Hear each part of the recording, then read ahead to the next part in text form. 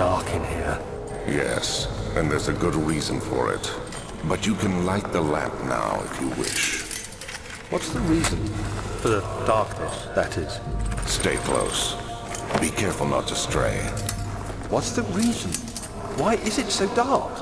Pay attention, Daniel. It's important that you keep going straight and make sure not to stray.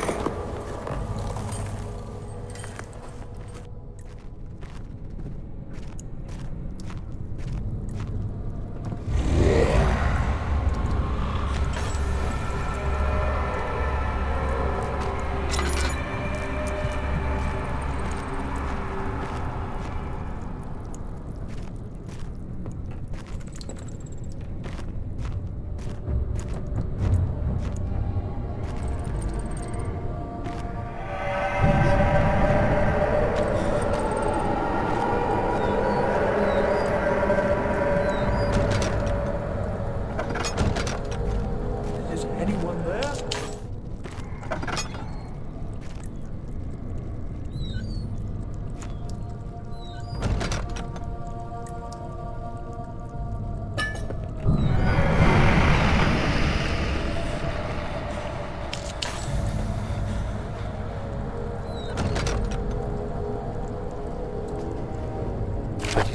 June 1839. It's been more than a month since my last entry. After the event inside the underground chamber in Algeria, Professor Herbert insisted I return to England. He said he didn't want to risk forfeiting the entire expedition lest I took a turn for the worse. An excessive decision, in retrospect. But I'm glad it turned out that way. I found my journal this morning in the haphazard collection of things brought home from Africa.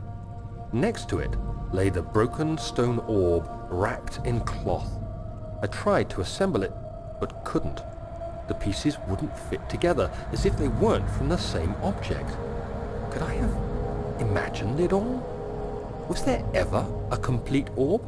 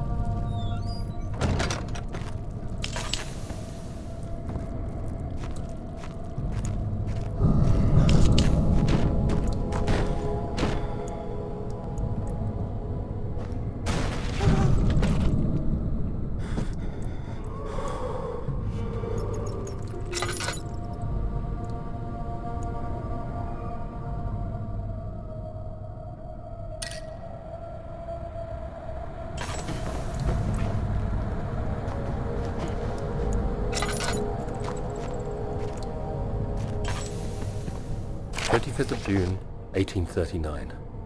I feel the need to continue this journal, even though it was intended for my journey to Africa. This must be something very important. I just know it. I've taken it upon myself to piece the orb back together, but it's been more difficult than one might think. The pieces are behaving strangely. They seem to change color, shape, and texture, but ever so slightly. Yesterday, I took careful measurements and notated any significant markings. Today, I confirmed my suspicions. They were changing. I was terrified and rushed off to see the finest geologist in London, Sir William Smith. I approached the subject with care and we discussed how rocks change form. He told me about the nature of glass, how it eventually collapses on itself, like ice slowly melting over the course of centuries.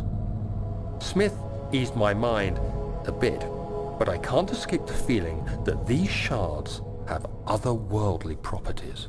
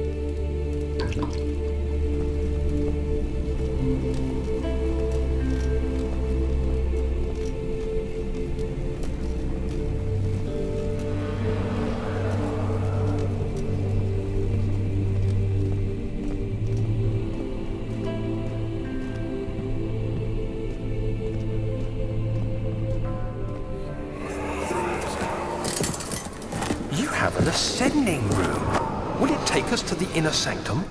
It will definitely take care of the vertical part of our journey. So, you have ridden an elevator before?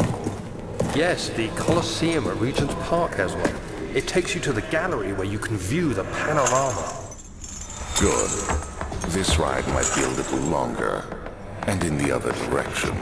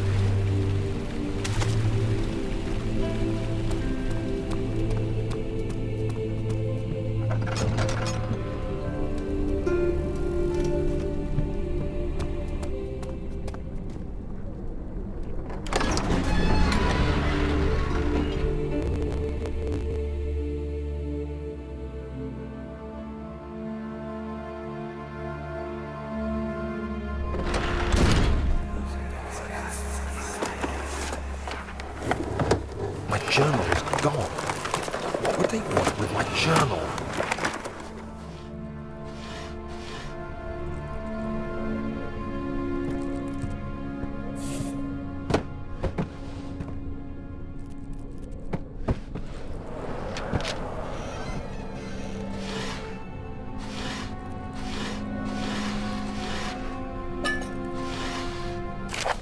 July 1839. I received a letter today from the Algerian governor's office disclosing the fate of Herbert's expedition. About a week after my departure, Abdullah, one of the men traveling with us, returned from the desert. He was badly injured, as if maimed by a lion. The man rambled deliriously about the expedition being attacked by something horrible. The French quickly dispatched a search party to look for the expedition. After searching for days, they found the camp abandoned without any trace of Herbert or his men. Tomorrow, I'll retrieve the things they recovered from Herbert's tent at the customs house. I don't know what to make of it, but I'm worried for him.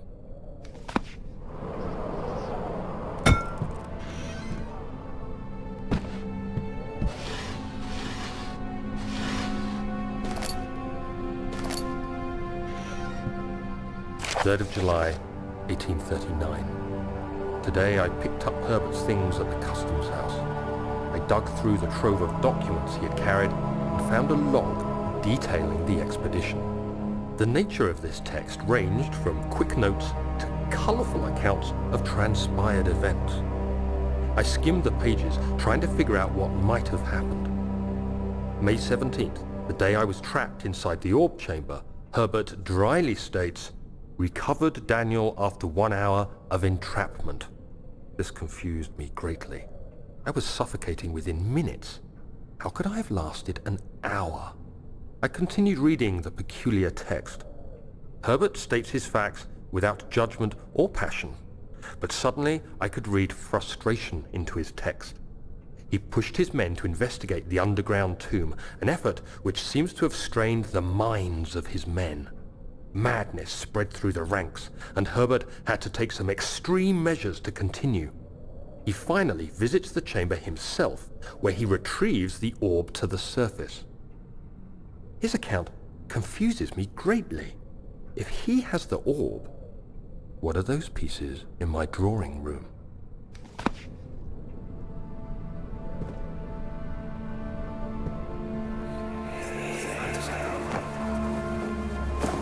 Daniel, What?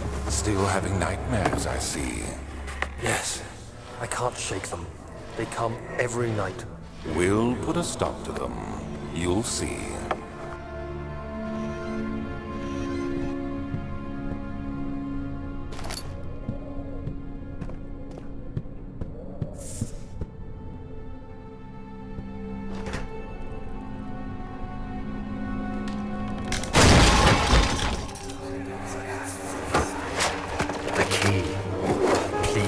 let it be here.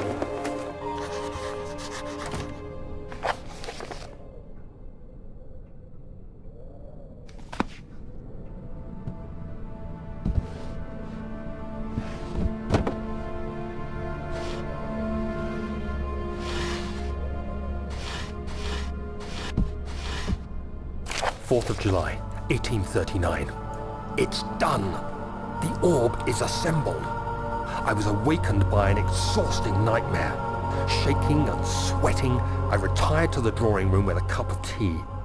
The relic pieces lay spread across the table as I'd left them, but somehow I knew how it was supposed to be. I fetched the tar, which I had prepared to fix the pieces together, and without fault I joined them, producing the orb I remembered so clearly. The tar proved unnecessary. It was pushed out from the joining pieces as they merged on their own, with no adhesive. The ancient stone relic now rests on my table. Its immaculate surface and perfect shape could have been molded by a factory. This is all too strange.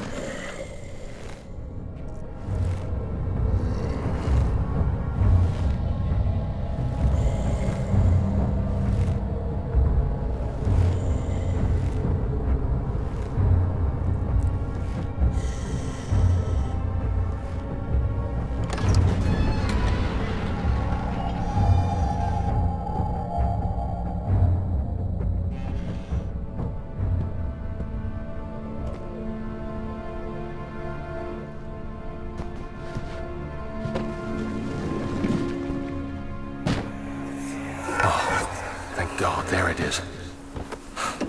I guess it is a good place to hide it then.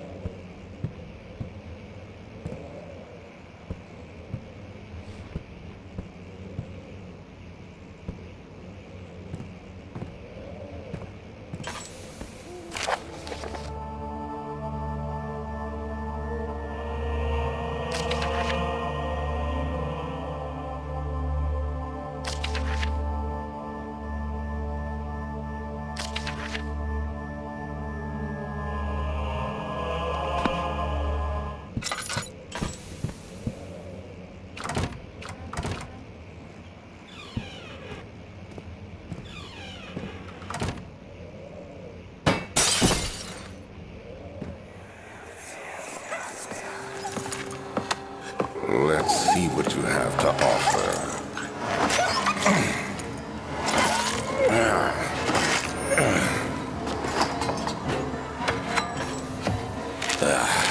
What a mess. I should have sharpened the saw, but I can sense it. It's definitely there.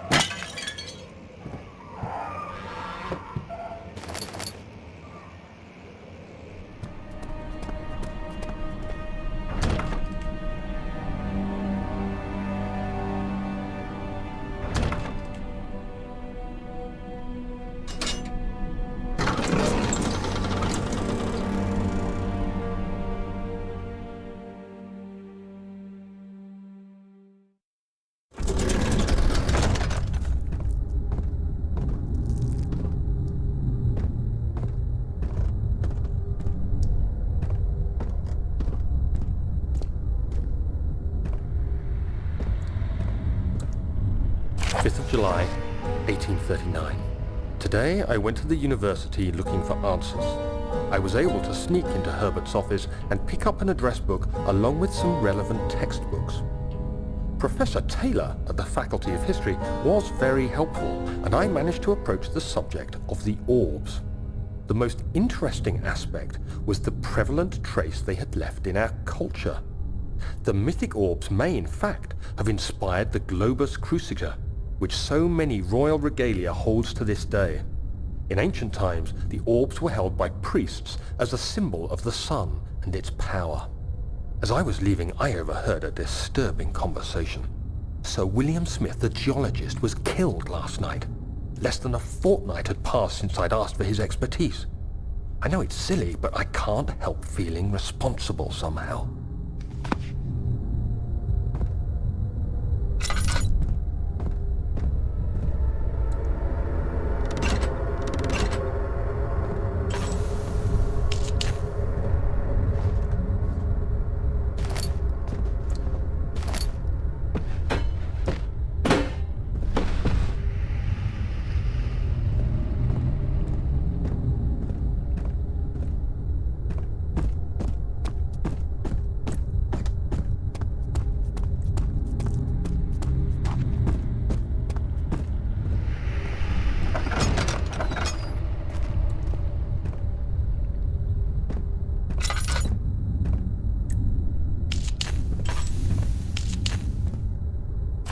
of July, 1839.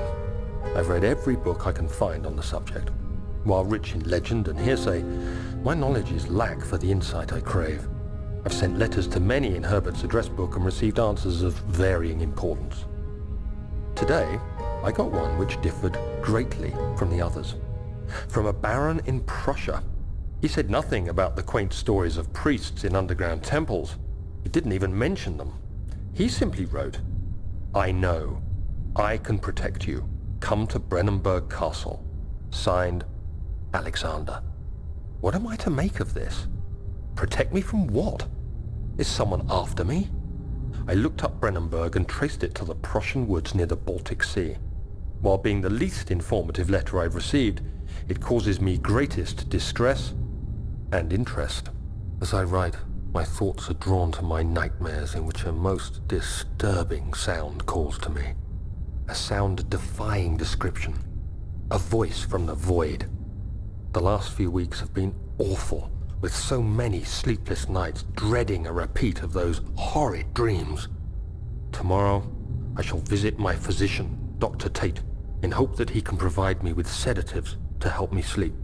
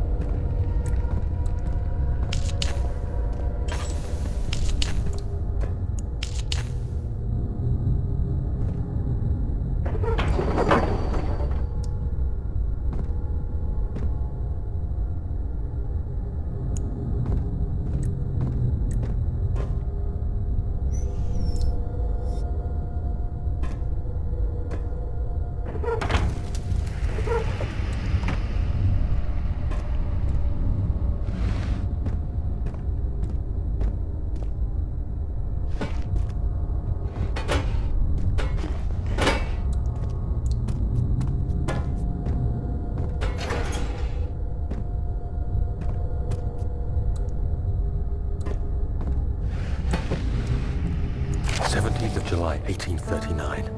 How has this escaped me? They're all dead. Limbs scattered, heads split down the middle, their skin flayed as if boiled. I feel like I'm falling into myself. What's happening? Sir William Smith, Professor Taylor, now Dr. Tate. Is it following me? How can it not be? It's the damn thing I brought from Africa. Something is after me. I have no choice but to trust the Baron. He better know what he claims. If he is wrong, I suspect he'll regret it as well.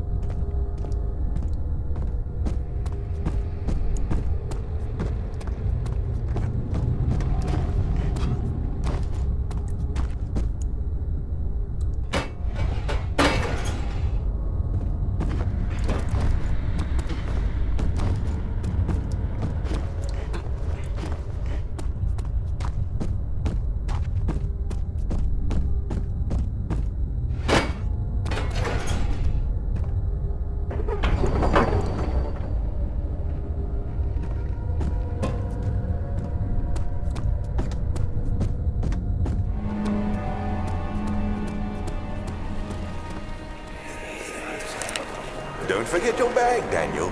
I won't, Herbert. There is no shame in using a parasol in the desert. As it happens, it's imperative to your survival. But it looks ridiculous. The shade will hurt much less than dying, I assure you.